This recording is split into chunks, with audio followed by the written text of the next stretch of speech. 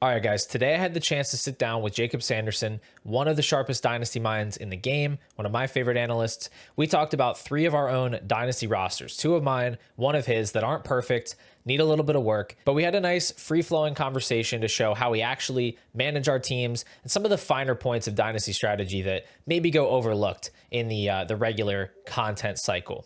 So I hope you enjoy this little change of pace. If you do, make sure to subscribe to the channel, leave a like, leave a comment. Let's go talk to Jakob. All right, Jakob, thank you for hopping on today. I'm excited to talk some Dynasty strategy with you. Before we get started, can you just let everybody know what you're up to these days with your Substack, with Dynasty Points, the millions of fantasy football companies that you're involved with? Yeah, man. It's going to be big August for Thinking About Thinking. We're about to do, which is the Substack.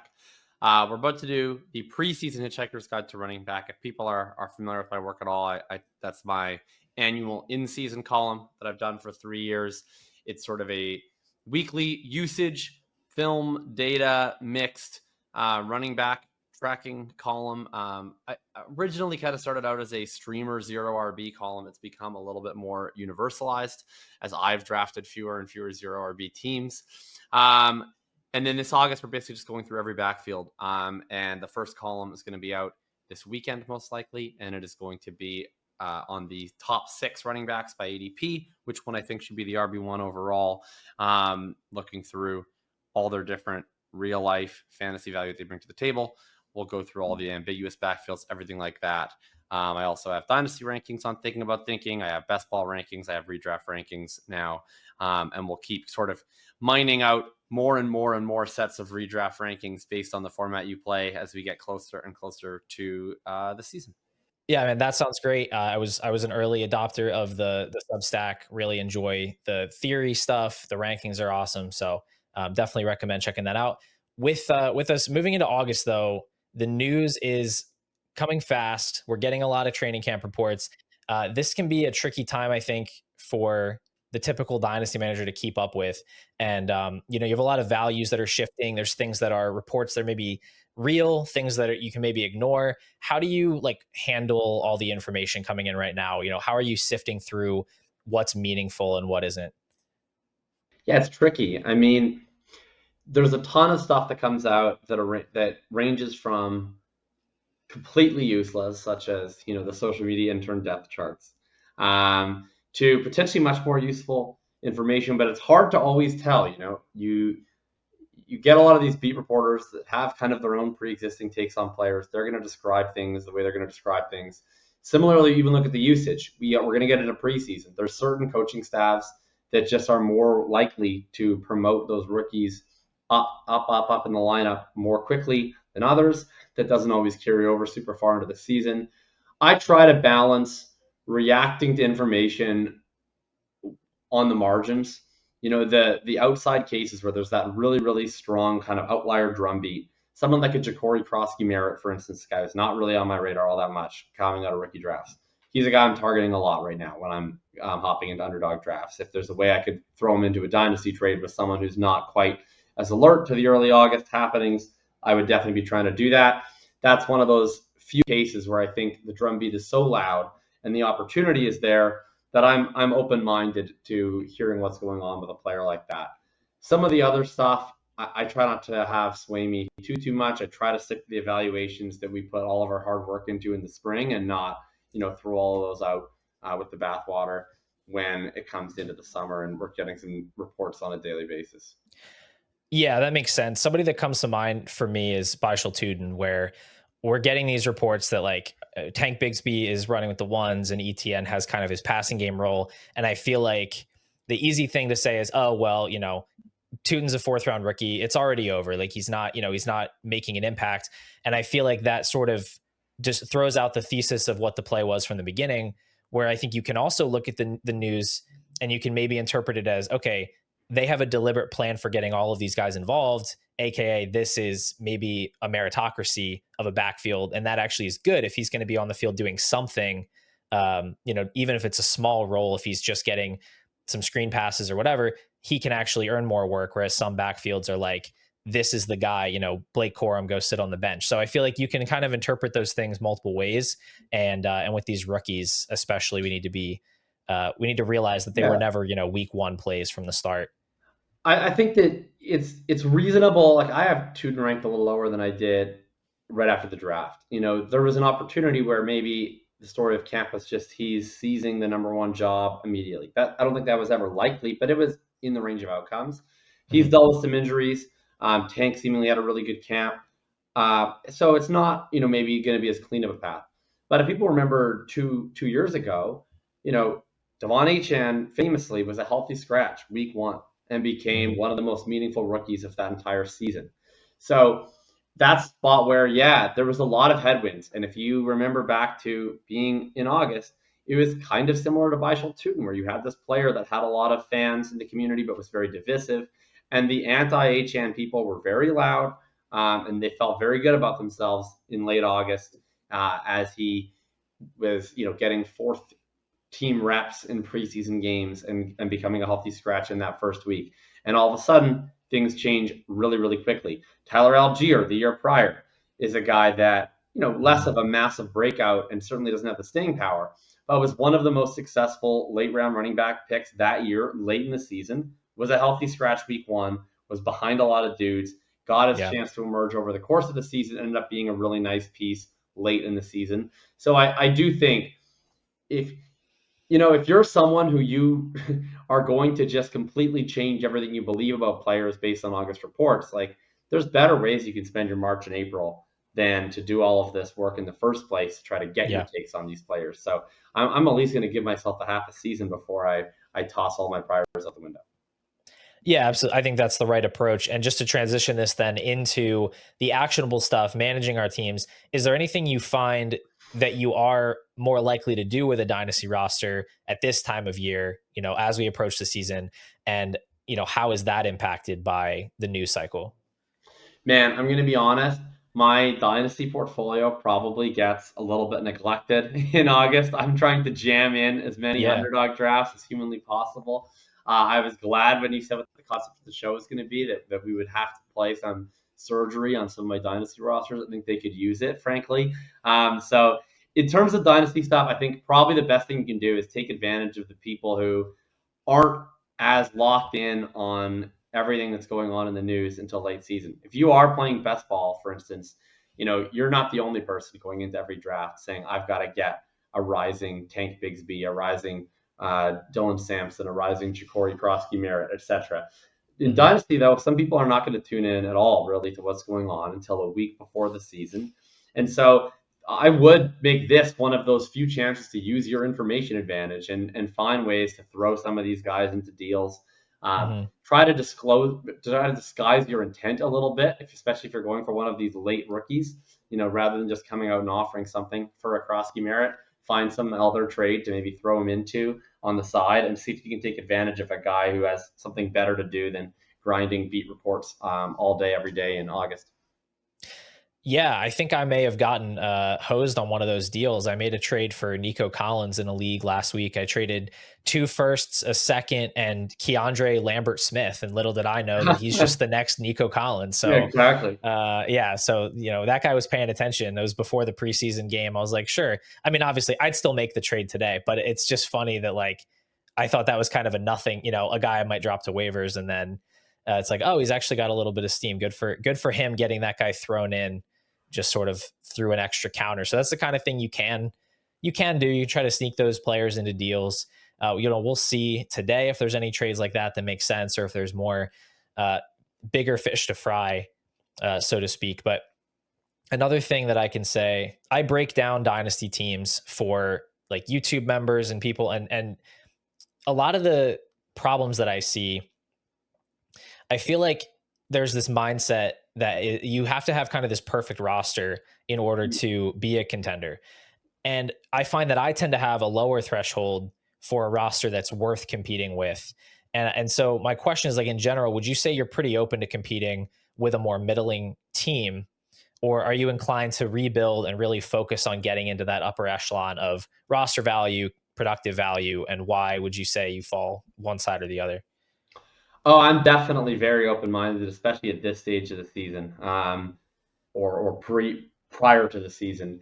I've always been a believer the number one thing you want to do from a dynasty perspective is to maximize your expected value over time. And Mhm. a lot of the time, people think that means taking as much time as necessary to get up to the best team. I think people constantly underestimate how often the best team does not win in Dynasty, and how Yep. often it's even the fifth, sixth, seventh best team wins in Dynasty, or just how often the team that looks like it's the best entering the season is not. I have had several teams across my portfolio that entering week one of a given season, maybe I just came out of that big rebuild and I made a few big win now moves, and they looked like they were the team that was going to steamroll the league for years and years and years. And a couple things go wrong, and all of a sudden I'm back rebuilding that team. That team winds up underwater a Mhm. couple years later. On the flip side, I've had teams that I thought were on death's door coming off of given seasons, but then you hit randomly on some third round pick or fourth round pick, maybe a Mhm. couple guys that just keep producing, and all of a sudden you're able to string that team together and come through the other side. I'm a big believer that you want to set yourself up for opportunities to get lucky.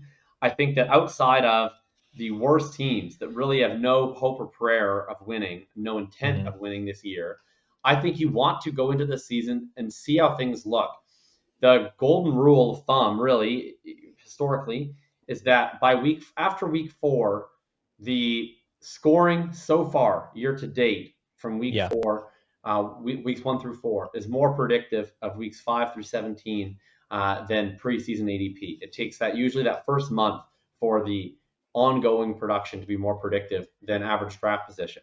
That's, I Mhm. think, a window of time where I tend to look at my teams and I start making more of those decisions of which teams to exclude from my contention portfolio and where I want to just sell off, or maybe some teams where I want to start making some buys. Because what I would hate to do is have a team that could compete, but I preemptively remove myself from competition for a year unnecessarily, when, as it turns out, I had this year's Bucky Irving or Chase Brown, or 2 years ago's Yeah. Puka Nakua or whatever, just sitting on my bench, ready to springboard my team into contender status.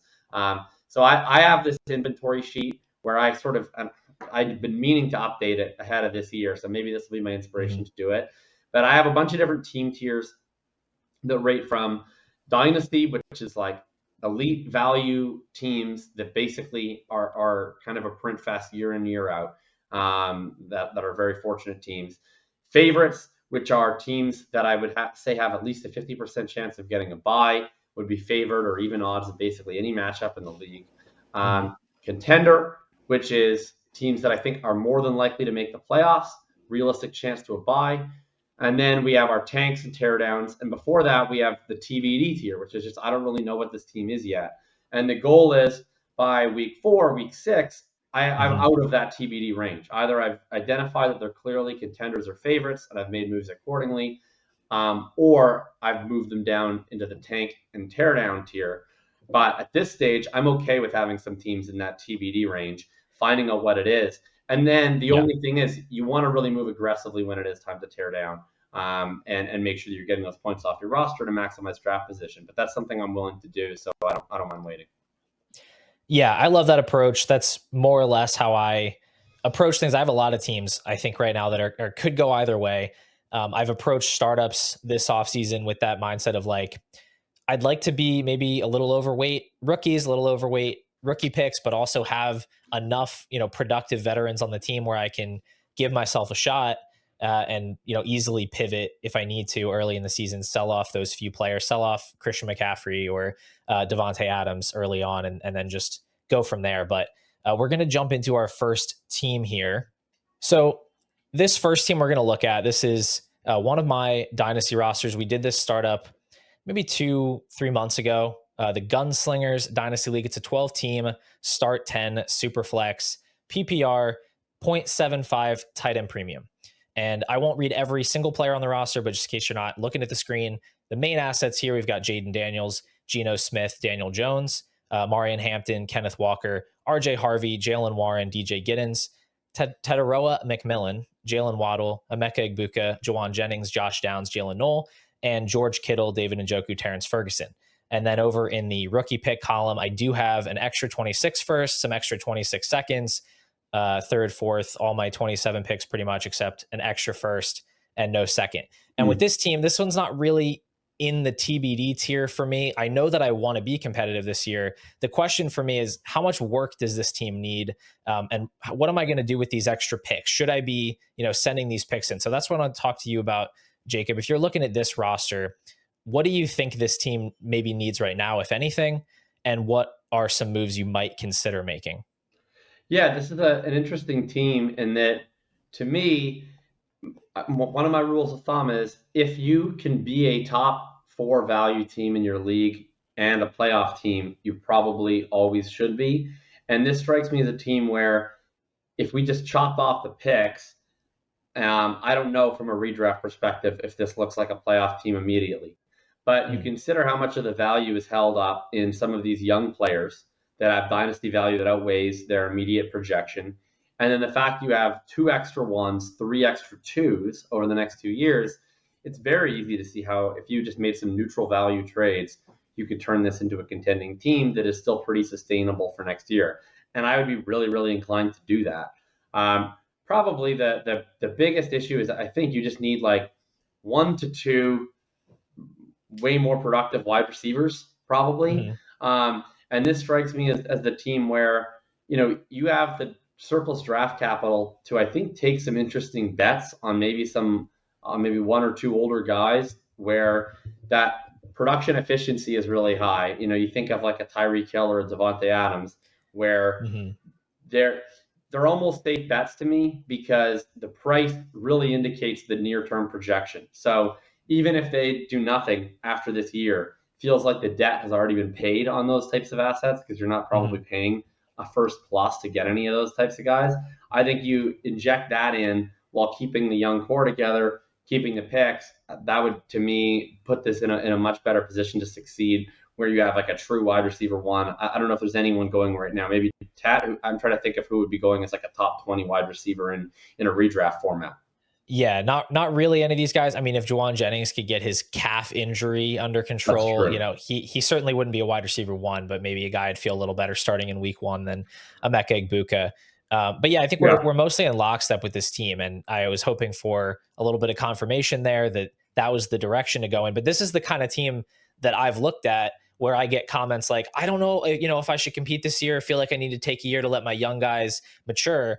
But I'm more inclined to go the way you're saying, where this is already a high value team. I was fortunate to make some trade backs during the startup, get some extra picks, and now I don't want to just throw this season away because I have some, I have the value to go out and get a couple of those guys, like you said. So I think definitely looking into wide receiver. I have far too much Devontae Adams as it is. I'm going to wait till Matthew Stafford's back is in order before I maybe go and add any Very more. But fair. but maybe a Tyreek Maybe Hill, Mike maybe a Evans, Mike Tyreek Evans. Hill. Yeah, Yeah. those I have realized though, like the wide receiver production that you can find outside of the guys that are insanely expensive, I feel like it's worse than it's ever been. Like you look at the underdog ADP and all of the wide receivers in the first two rounds just about are all guys that go in like the first two rounds of dynasty startup drafts. Like you can't piece together wide Yeah. receiver production as well as I feel like you could back when Keenan and Hill and Cup and Diggs were all kind of like late into their primes and weren't super duper expensive, but were still productive. It feels like there's less options now. And so when you go to buy these wide receivers, it's like they're already on teams that want them. Yeah, it's easy enough to find like that next tier down if you are already have like say you have the Jamar Chase, instead of a Mhm. technical, and you just need to get a wide receiver two, wide receiver three. You can find a Calvin Ridley, a Cortland Sutton, Yeah. that tier of guy very affordably. But I agree, the bets at the very top, trying to get that top 10 wide receiver production, are a little bit sketchier than they've been. It's interesting because I haven't taken much of Tyreek Hill in best ball, but I'm very interested in him in Dynasty for that reason, Mhm. because I just think he's one of the cheapest paths to a realistic, 18 plus point per game ceiling. Just feels like he's really close to just like taking his jersey off on the field It and does. It running definitely off. does But feel that way. Yeah. him and Adams both feel fragile for like totally different reasons. But yeah, I agree Yeah. with you. Like this is the format where it's worth investing, and I do have the value where I can take a swing like that. And hey, I already have Waddle, so it's like maybe I win either way. If I add a Tyreek Hill, it's like maybe I get a high Yeah, end that's wide true. receiver one way or the other. What about the quarterback situation? For a little while there, it looked like Daniel Jones was maybe going to be the starting quarterback week 1. Now it's kind of up in the air. It seems like the Colts don't really want either of these guys. You would know better than anybody, but how worried are you on a team where you really only have 2 quarterbacks going into the season? Do you feel the need to go out and find a third quarterback right now, or how do you play that type of situation? I don't. I'd always love to have a third quarterback, but to me, that's a situation where unless the offer becomes available to me, you know, I'll deal with that situation when it comes. Mm-hmm. I'm not that afraid of starting a non-quarterback in the flex, unless it's just like a crazy quarterback boosted league. Um, I think on this team, you have 2 quarterbacks. Well, you have Jaden is the number 1 player in fantasy, and you have Gino, who I'm pretty comfortable as being a starter at least this year and next. And I think, to me, you might just have those guys stay healthy all year and you'll be fine. Or you have a very good outsetting to both Daniel Jones and Dylan Gabriel playing games. I think it's quite plausible that, maybe 12 or 13 out of the 17 weeks, one of those 2 is actually active as your starting quarterback. So I personally would probably put that pretty low on the pecking order unless it's someone I could just get in as a throw in a trade. Just especially this time of year, not a lot of teams necessarily tanking. The teams that are, how many of them are going to have the older quarterbacks? That's something where even though quarterback becomes a position of need partway through the season, once you start having teams that aren't competing and that don't necessarily need to have those 2 or 3 quarterbacks, maybe there's some more guys that become available. If you need to solve it, I think you can solve it down the road. Yeah. And the depth, the cheaper quarterback options right now are just straight up awful. Like you get past like Tua and Bryce Young, who are both still kind of they're kind of in that late first range. So you get after them, it's like, I already have Gino, then Stafford's back is broken. The Colts quarterback is going to be, you need 2 quarterbacks if you want to fill that spot all year. Darnold feels fragile. Like we don't know who the Saints quarterback is, and if whoever they are, you don't want to start them.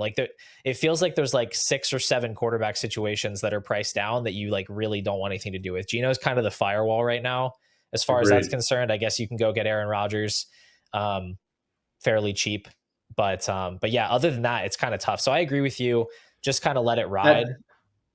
I'd also add too, when you get quarterback injuries, yes, that increases the the amount of teams trying to trade for a standalone quarterback, but it also makes there be a lot more tradable guys available because you start to get quarterbacks that are starters for a month or for the rest of the year who you can get for potentially a 3rd or a 4th in a way that none of those really exist right now.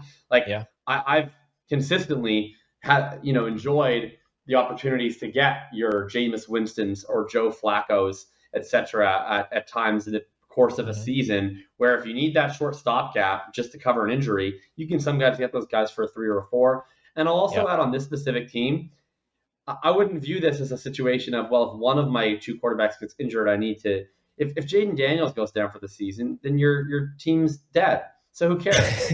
Right. So it's I'm not worried about, do I have a backup for Jaden Daniels? That's a we don't practice Fox situation. If Jaden Daniels goes down with a significant injury, then you're not trying to replace Jaden Daniels. You're probably trading away George Kittle, maybe Juwan Jennings, and you're thinking about the year after this one. So really, it's only Geno Smith that I think is a realistic guy that you need to replace in season if there was an injury. Yeah. I was just thinking about Josh Dobbs' season a couple of years ago. Exactly. He was a great fill-in for a minute, and then he just sort of disappeared very quickly. Yeah. I always say those types of guys should be the most traded players in every league because there's just always should be one player in the league who they are clearly of the most value to, and several teams of which they are worth 0. So, oftentimes when that situation pops up, like Jameis last year, he might have been my most traded for and most traded away player in all of Dynasty last year, where I just constantly, every day, I felt like I was making a Jameis trade in some given direction.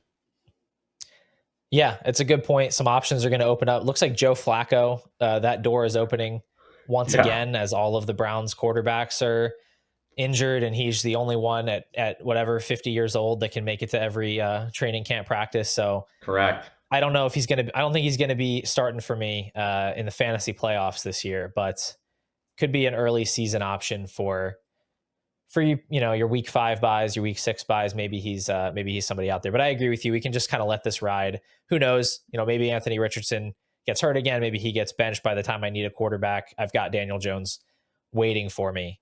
So I think we can let that sit. The running back position, I think, is fine. I feel like I don't have to do anything there because like Hampton with the Najee injury is probably going to hit the ground running pretty good. Walker is obviously solid. And then, I mean, Harvey's 5th on his own team's unofficial depth chart right now. But hopefully he can beat out Tyler Beatty and Jaleel McLaughlin for some touches at some point. It was a good flashback. I think Brian Heath tweeted it out of when Alvin Kamara was once behind Trashard Choice, I believe. something Choice. And he was, I believe, also 5th on his depth chart. Yeah, hard for me to care about anything less than RJ Harvey's spot on the depth chart. I care about the split with Dobbins. I think that the people that are still trying to make Audric Estime happen are comical individuals. But it's gonna be Harvey and Dobbins, and we'll see how that evolves over the course of the season. Awesome. Okay, well, I think I've got a pretty good game plan for this team. Last question I'll ask you. We clearly wide receiver is the biggest position of need. I didn't double check, but I think this is a start 2 wide receiver league with 3 flex spots. So don't have to necessarily fill as many spots with these high end producers. If I can, I don't have a lot of running backs either, I guess. So either way, I'll be starting 3 or 4 wide receivers, but I can start Waddle and Jennings and hopefully McMillan as wide receiver 2 types. Would you consider making a bigger swing, maybe getting multiple, I don't know about multiple, but getting first round picks involved, trying to upgrade maybe from a Waddle or an Egbuka to get into one of the elite guys, somebody like, I don't know. Drake London maybe is a little more attainable than somebody like a Brian Thomas or a Malik Neighbors. Lad McConkey is a good option. Would you be interested in making a bigger swing like that? I'd have a real hard time moving Egbuka right now because I feel like, maybe unless you get someone who's so bought in on the hype and is already valuing him massively different than he was valued in rookie season. But for the most part, I look at him and I think, for at least the first month or so of the season, I think his value is pretty safe. It can only go down a little bit, but he's the type of guy where, especially with Chris Godwin potentially out early in the season, if he just comes out and dominates week 1, week 2, he becomes worth a first and a half, 2 firsts plus almost instantly. So I just don't know why in August I would trade someone who I feel like his range of outcomes in the first month of the season is either slightly less than currently or double. And that goes a little bit for Hampton and McMillan as well. Although I think that because they start off at such a higher valuation, there is more of that immediate downside if they start poorly. Overall, though, I'm not touching the rookies, I don't think. I think with the picks, it's a really young team. I would struggle to move my own 26-1. I think that would be very aggressive unless you feel like you're just getting a steal of a deal. But it's definitely the type of team where if I could find, say I was able to solve my QB3 problem and get an elite wide receiver, I could move the 2 26-1s, maybe throw in a 2, and I got a Nico Collins or Amon-Ra St. Brown, a Puka Nacua, one of the wide receivers in that tier, and maybe somebody throws in like an Aaron Rodgers on the side. That seems like the type of deal that I would strongly consider. Yeah, I like the thought process there on Egbuka, where you have this sort of asymmetric upside with him. I like that call. I like the idea of being a little more cautious with my first. But yeah, I think that's kind of the thing. That's kind of what I was thinking of, is whether it would be worthwhile to take sort of that additional risk of not controlling my own destiny with the picks if I could get a piece that is such a strong addition that it maybe makes it worthwhile. But I think what I'll do with this team is maybe explore some of those cheaper options first, see how the season starts, and I win 2 games, start 3-1 or something, then maybe I can make a further consolidation type of move for one of those top wide receivers when maybe the risk is a little bit lower. But yeah, that is all helpful. We'll go ahead and jump into your team now, see if I can return the favor, help you figure some things out in this league. Trevor Lawrence sweepstakes. We've Yeah. got here a 12 team start 11 Superflex PPR tight end premium. I'll just go through the roster and then you can tell me a little bit about this team. You've got Jordan Love and Jared Goff, along with Jalen Milroe and Aaron Rodgers. Kyron Williams, Chuba Hubbard, Brian Robinson, Ray Davis, Najee Harris, Woody Marks, Nick Chubb. At running back, Jamar Chase, Drake London, Garrett Wilson, Tyreek Hill, Hollywood Brown, Dontavian Wicks, Keandre Lambert Smith, the man, the myth, the legend, Oh, I Travis have KLS Kelce. on this team. Sick. You do. This is the Zach Ertz classic and where Darren like I have Waller. not checked my dynasty rosters in a while, and when I go through and I find a team that I have John Lambert Smith already on, I'm like, fuck yeah. I think you may have Rules. had him on all three of the teams that you sent me, Oh, really? actually. Nice. At least Nice. two of That's what them. I like to hear. Okay. You also have an extra 2026 first, an extra Yeah. third, and an extra fourth. So you have all your picks, some extra ones in 2026, and all of your And I'll spoil it. 2027s. The extra 26 one I have is from a really awful team. Okay, well that's good. Good news. That's it's a nice asset. Yeah. Yeah. To read So out, I'll tell me read about out this the team starting here. lineup. Yeah. Just for personal enjoyment, I'll read out the starting lineup of the team whose 26-1 I have. I never like to believe that you count on a pick to be early, but this is the starting lineup. Bo Nix, JJ McCarthy, that's pretty good. But the rest of the starting lineup is Audric Estime, Jaden Blue, Alec Ayumanor, Jalen Knoll, Jermaine Burton, Colston Loveland, Jack Batch, Savion Williams, and Elijah Arroyo. How does this happen? Oh my gosh. I've been sitting on this pick for 3 years. This okay. happened. Gotcha. Yeah. Trade for 2028 firsts. Yeah, literally. It's an interesting team in that I have, in a sense, I have some extra future assets where I have the extra pick. I have my 27s protected, and it has some really high-end assets, in specifically Jamar Chase, but also Drake London. But then it does get really thin and then really old, kind of fast. It's a team where probably this used to be a Deshaun Watson team. Is the case for, unfortunately, a lot of my teams. But it's a team where tried to sort of probably come out of this league's been going on for maybe about 5 years. And I think because the first 2 years I was very competitive. The third year I full tanked. And then I probably could have just tanked again last year, but didn't. And I ended up making a bunch of buys, was competitive, didn't win the league.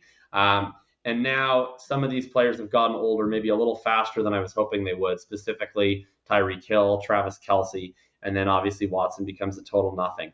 And so trying to figure out, do I double down on this team, trade that very juicy 26-1, maybe trade my own 26-1, build out some of that depth, or do I just sort of ride this out and see what happens? Because it's an interesting team where you can talk yourself into having, 4 top 15 wide receivers here, and seeing that production. But I'm also looking at my roster right now, and Najee Harris is in my starting lineup, and he can't see. Yeah, start 11 leagues are really tough, man. They get thin fast. Like looking at this, you've got those 4 wide receivers starting.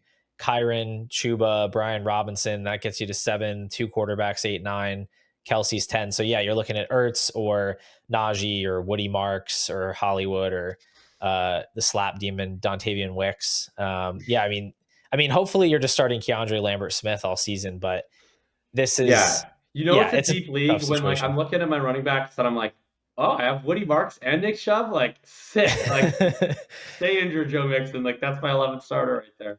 Yeah, exactly. So that is tough. Your tight end room is like the oldest positional group I've ever seen in my life. Yeah. So this is interesting. I mean, I do feel like this is a team that you definitely want to go into the season and just sort of see what happens, because like you're in a good position. You have your own picks. I don't think you'll have a lot of assets that'll be like super hard to move in season. Like these running backs are going to be fluid in a start 11 league. People are going to need guys that are getting touches.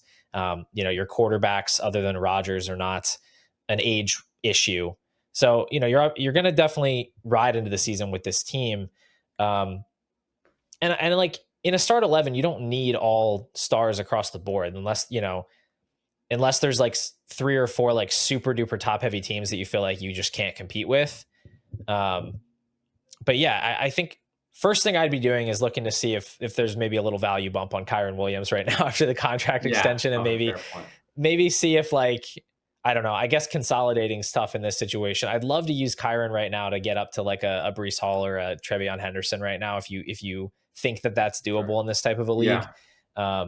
That's maybe a little bit more of a specific move and not so much of like a broad strokes thing. But I don't know. I look at all these running backs and it does feel like between Ray Davis and, I don't know, Najee, if he has two eyes still, and the two Texans backs, like, you've probably got one starter there between those guys at some point. Yeah. And then, it's a tight end premium. Like Ertz, you could do worse than flexing Zach Ertz, I feel like, in a tight end premium league. I think he got to double digits points per game last year. So Yeah. I think there's enough here to maybe keep hope alive. But what is like your inclination when you look at this roster? Because maybe you haven't looked at it much recently.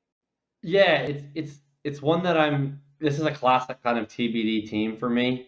In that, I it's almost like it's almost too old where I would not want to, bother going through the trouble of trying to sell off all of these olds now, because I just feel like, what's the point?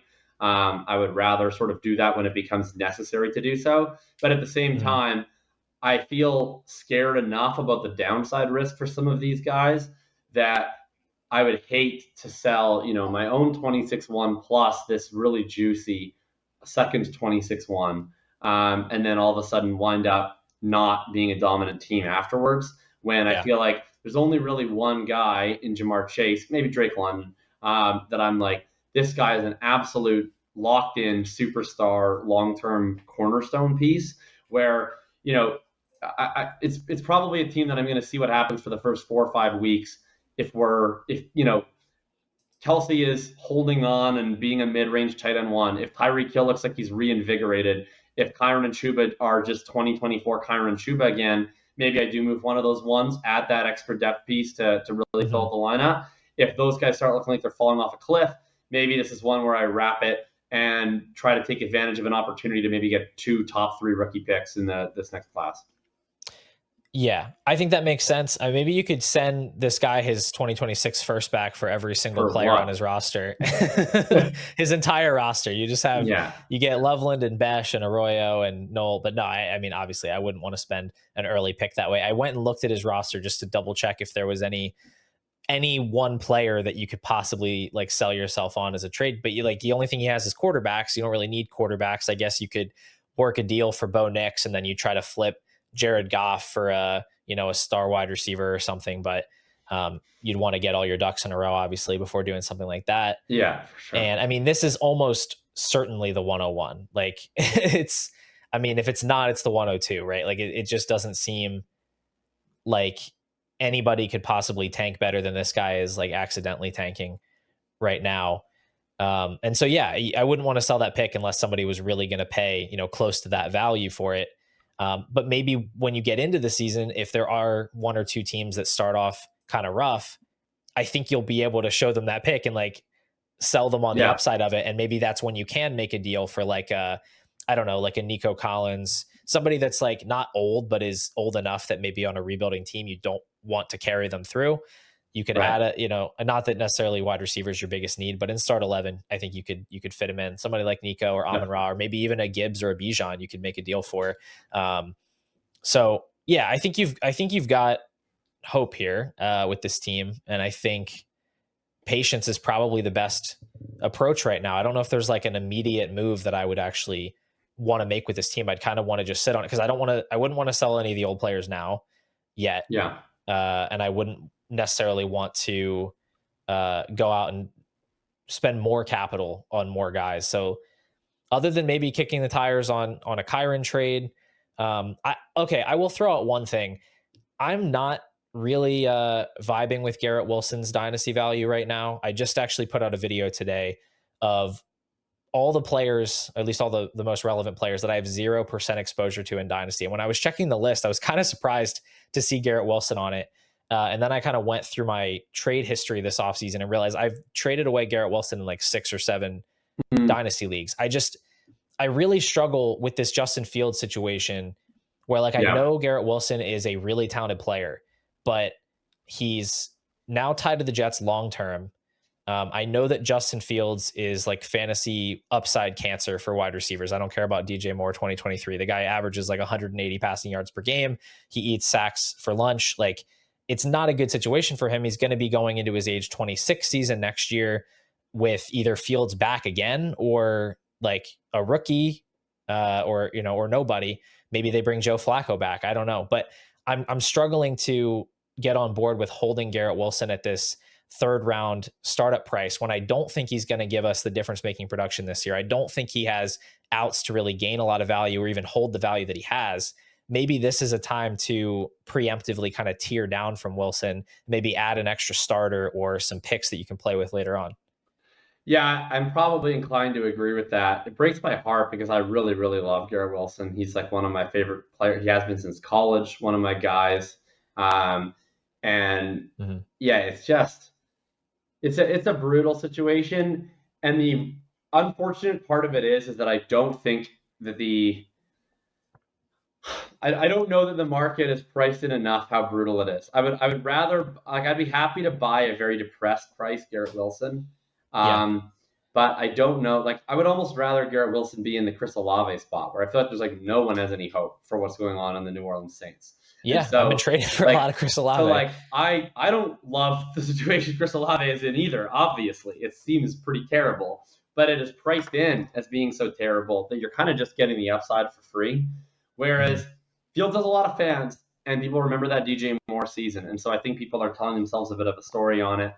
I've been more interested in best ball than I thought I would be, just because I really don't like a lot of the options going around him. But you think it through, and it is just so difficult to understand how you get there. I mean, Yeah. he's going to have a ridiculous target share. I think he is probably a reasonable option to lead the NFL in target share, just when you consider their wide receiver 2 is currently Josh Reynolds, and they're going to be a very RPO based offense. But like, how many dropbacks are we going to get? And then how many of those turn into targeted throws? Because I mean, you're basically chopping off. We know the deal with Fields. You're chopping off approximately 25% of his dropbacks as being scrambles, sacks, or throwaways. So even, let's say, if you got to somehow, 580, 600 dropbacks, we're looking at how many targeted throws off of that: 430, 440. Yeah. It becomes really difficult, even on a 30% target share for Garrett Wilson, which I actually think is like very firmly in the range of outcomes, but it's hard to beat that. 30% of 440 targets, that gets you where? Not even quite to 150. So that's the type of season where, if he runs basically as pure as possible, if they drop back at a reasonable rate, if he has a 30% target share, maybe he gets that low end wide receiver 1 range. But I think it's going to be really, really hard for him to do that when he's also a guy, frankly, who's been a lot better at this point in his career at earning volume than he has been being efficient post target. So it's tough. Yeah, exactly. That's exactly how I feel. And that's like, I remember making videos last summer heading into the season with Aaron Rodgers. Like, I think Garrett Wilson could be the guy that jumps into the top tier, and it just didn't happen. I still think very highly of him as a talent, but now it's like, people are so focused on the quarterback play quality. They just they've just memory hold that the Jets were 5th in pass attempts last year. And now, they're going to be 30th. So it's like, it's really tough. It's really tough to get on board with, but I think in this spot, like, he is still valued pretty highly, and it definitely feels like the type of move you should be able to make to turn him into 2 players potentially, or tier down and add another first or add another second that you can then turn around and trade for, another starter. You can save that, in season. Cause I just don't think you're giving up.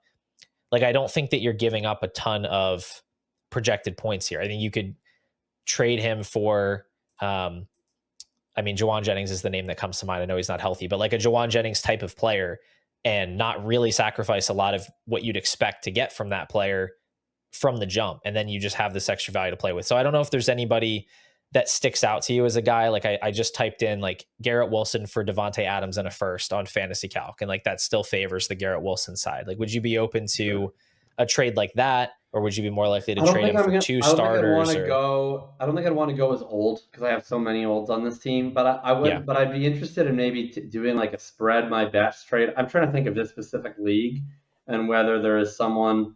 I'm looking right now, and let's see. Like if I was to sell, I'm trying to think of like a team that maybe is a little bit on the deeper side.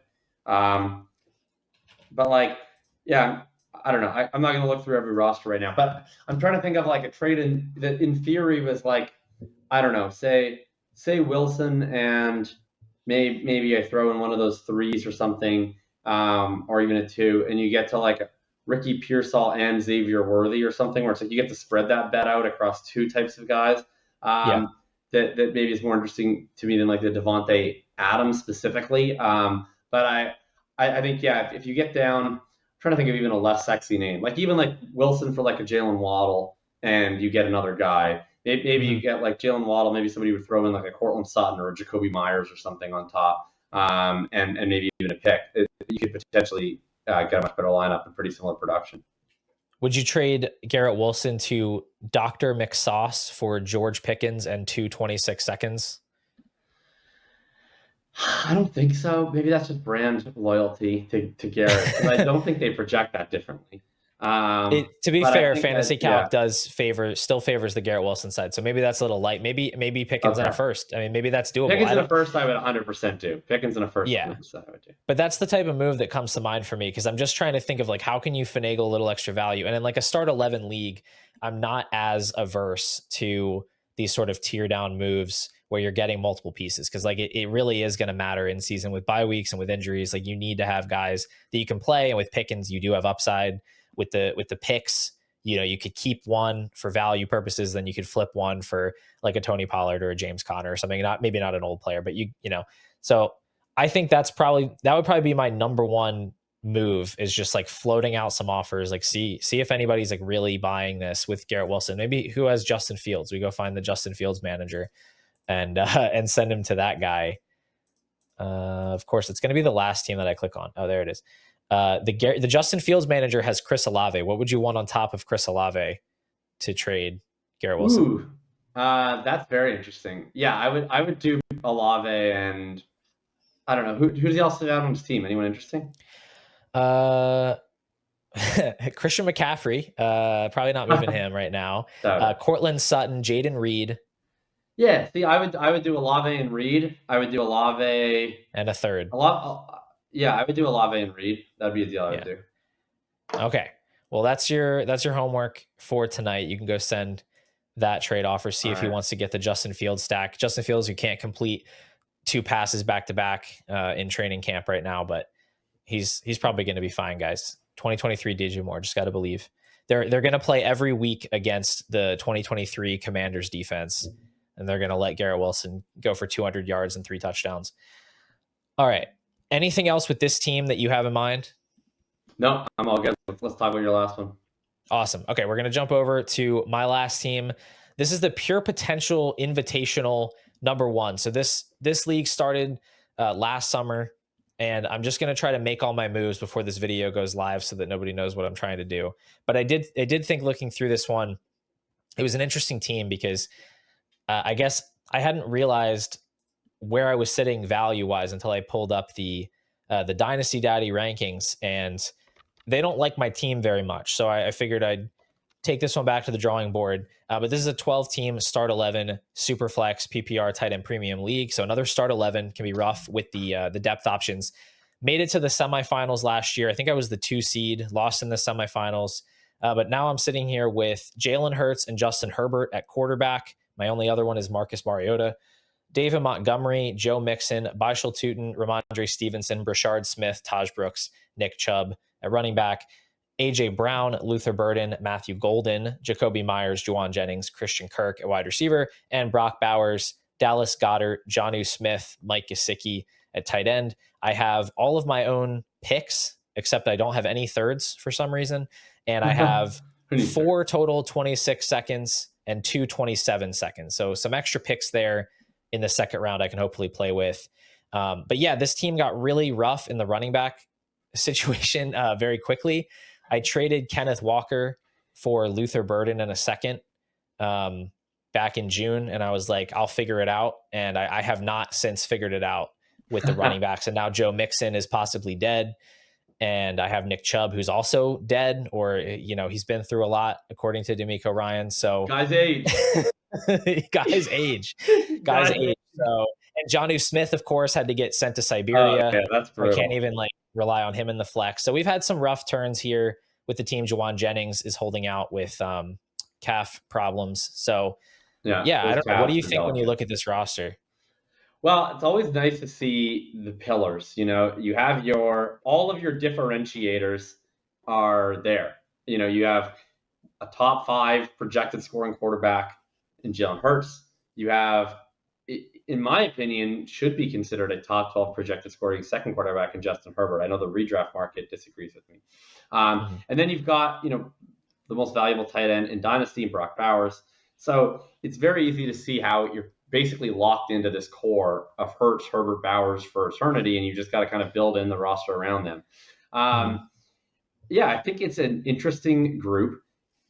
I guess I'm kind of fine with this running back room. I feel like, maybe this is just where I like to live, but I'm like, David Montgomery is going to be fine, I think, early in the season. I think Ramondre Stevenson is probably going to be totally startable early in the season. And my guess is that, by the time Ramondre is not startable, that either Joe Mixon has returned to playing, maybe Baishal Tootin has started to carve out a role in Jacksonville, or if none of those things have happened, maybe that's when you start looking at the trades. I'm kind of okay on the running back room. If anything, I look at it and it's like, I'm kind of just interested in seeing how these bets work out. I think you have between Hurts, AJ Brown, and Bowers. I bet this is like a team that could carry itself to being reasonable to start the year, kind of regardless. And I think there's so much variance on this team that I would have a hard time making a ton of moves, just because Burden, Golden, both really wide range of outcomes guys. Mixon it's weird to talk about Mixon as a wide range of outcomes guy, but he is now. Tootin, big wide range of outcomes guy. I would want to just kind of find out more information probably on this team before doing a ton personally. If I was going to do anything, it might just be, is it insane that I would be more inclined to add a second star receiver than to actually fix this running back room? I guess I think this running back room is fine. I guess you could do that. I'm not sure what pieces you would be using to do that. I just wish Joe Mixon was healthy. If Joe Mixon was healthy, I'd be there with you. This is fine. Play Mixon and Montgomery. I feel slightly nauseous about the thought of playing Ramondre Stevenson and just not knowing when I'll have a better option. But yeah, with those second round picks, they're very fluid in season, especially when you're going to trade for these kind of, whatever running backs. I think I could always go out and get a DeAndre Swift or a Brian Robinson or Isaiah Pacheco or something. I just don't want to pull the trigger on that type of deal. Like you said, preemptively, if I don't have to, because I'm not a stacked value team. I think I have enough value. I have those cornerstone players. I don't need to be sinking value unnecessarily into running backs that are going to be unemployed in 5 months. So I agree with you there. I think you could make a move for I don't know. I'm trying to think of how where this team is on value. I think it's maybe higher value than you. If I'm thinking about this from a startup perspective, Bowers mid-first, Hurts is also a first. You have basically 2 first-round startup picks. I guess and then you have a second-round startup pick in Herbert. You have a third in Brown. I guess it just really falls off after that, right? It's just you don't have that 4, 5, 6. I don't know if there's a 4th, 5th, 6th. They put me at 9th. They've got me at 9th in value, but I do think that it's mostly depth related. I just don't have that makes sense. A lot of bodies on the bench that are really worth much. And so that's why. But yeah, at the top, where I think it should be weighted a little more heavily to those top assets, because you can always break them down into more assets. And if I broke down Hurts and Bowers into their composite parts, I'd probably rank higher in the overall value than I do right now. So I don't feel, I just think I'm kind of middle of the pack. I feel like I'm kind of in that 5, 6, 7 range as far as roster value. But I have no idea what teams in your league have these types of guys, but this might be a team where actually it does make sense. You have 4 second-round picks. You could maybe use one of those, or I guess you have 6 second-round picks in the next 2 years.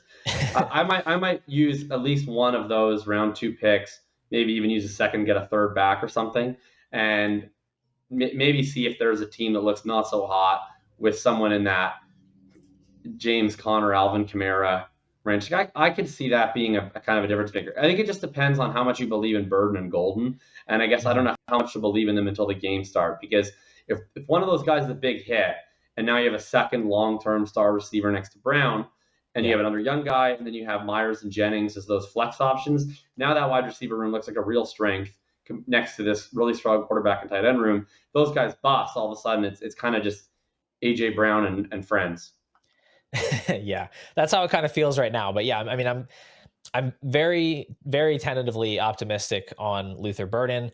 Was never really a Matthew Golden guy, but he fell to me at the 204, I think, in this league. And I was like, great, I'll get my one share, and I'll just go ahead and call it a day with him.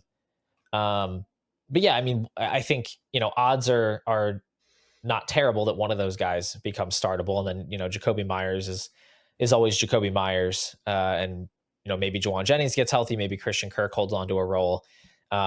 Between those guys and the tight ends, I think I have like passable flex options. So yeah, I think the inflection point here is really with the running backs. And I think what you're saying makes a lot of sense as far as maybe playing it more safe, see if there's a team that's on the verge of rebuilding, if I can urge them in that direction. Um, what would you think about? I'm just looking at some of the running backs that could potentially be available. Like uh, the team that ranks 12th, unfortunately, has Jaden Blue and Roshan Johnson in their Yeah, starting that's what I'm spots, so doing. that's not going to work. The team that ranks 11th in value right now, honestly, the team doesn't look that bad. He has Kamara and Connor though.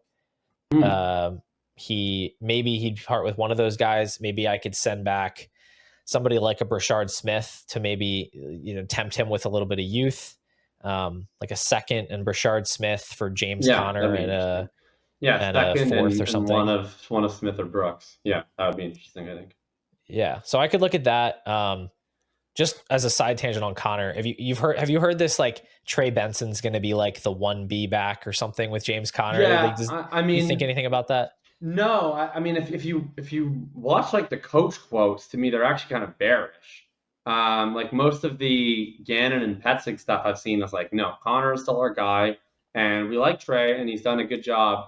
And then when they're Yeah. like, well, will Trey get more touches? And they're like, maybe. And then they're like, well, is Trey for sure the number two? And they're like, maybe.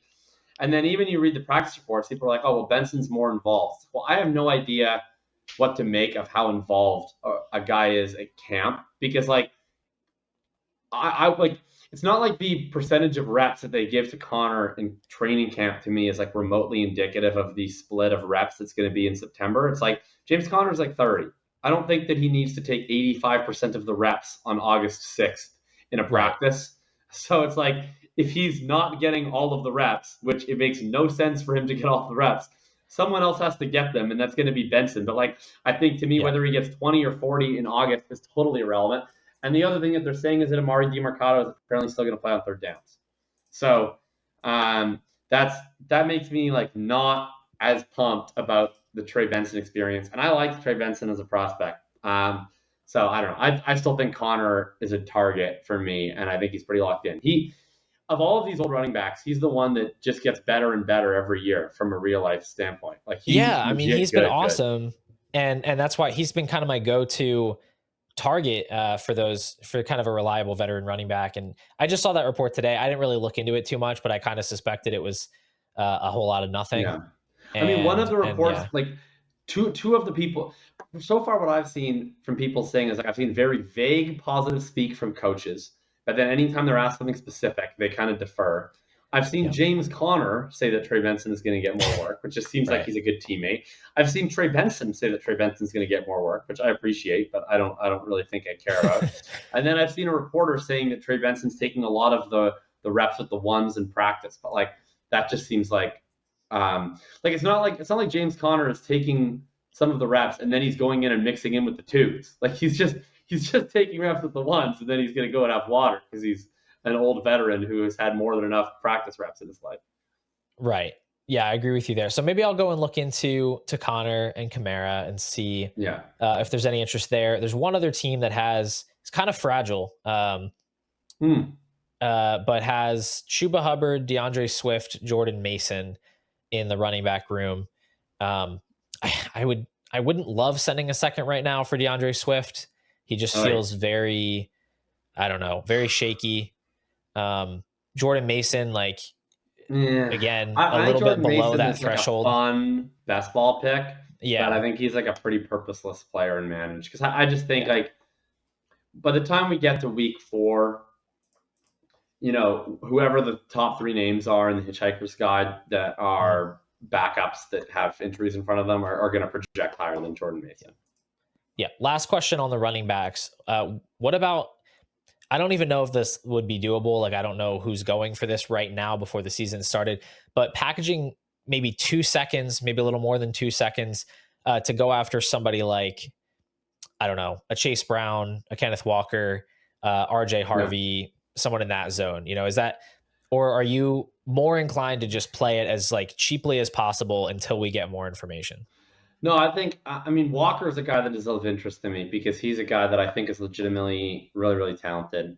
And I Mhm. think is a guy who probably, like, I would be comfortable betting on the staying power of Walker based on who he is as a player, even if his Mhm. situation appears fragile for the long term right now.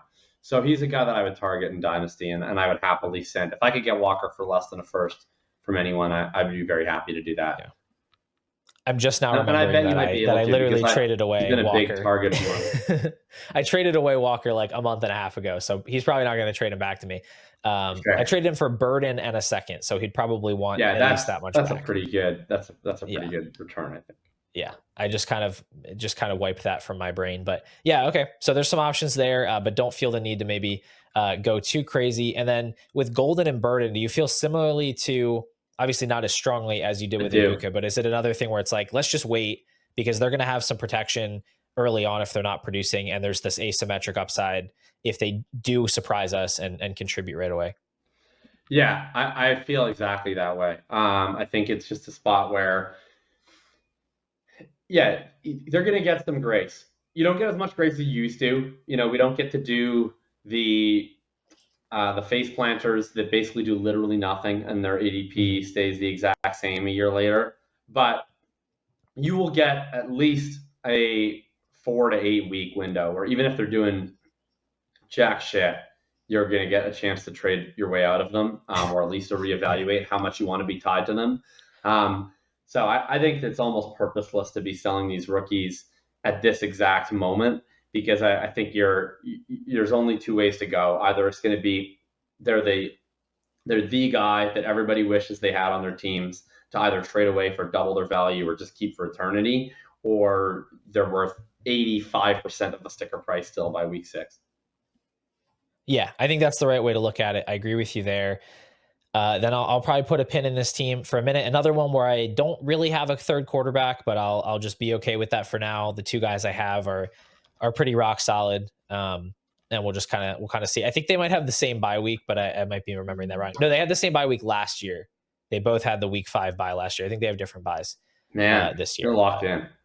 Just remember the quarterback bias from 2024. I just remember that week, like for some reason it sticks out where I was like, oh, I have literally no quarterbacks this week. Okay, great. Cause I haven't had a third quarterback since we did the startup. I just like literally have had these two guys and nobody else. So Hmm. that did stick out in my mind. But anyway, thank you for making those suggestions. Appreciate you coming on today. Those are our 3 dynasty teams. Hopefully we can make Awesome. them a little bit better. Hopefully we can scrape something together this year. We're gunning for the playoffs in all 3. We're not pulling the plug prematurely here. Maybe week 5, week 6 comes, we move it from TBD over to rebuild. Hopefully move it over to contender. But yeah, Hmm. man, this has been a fun conversation.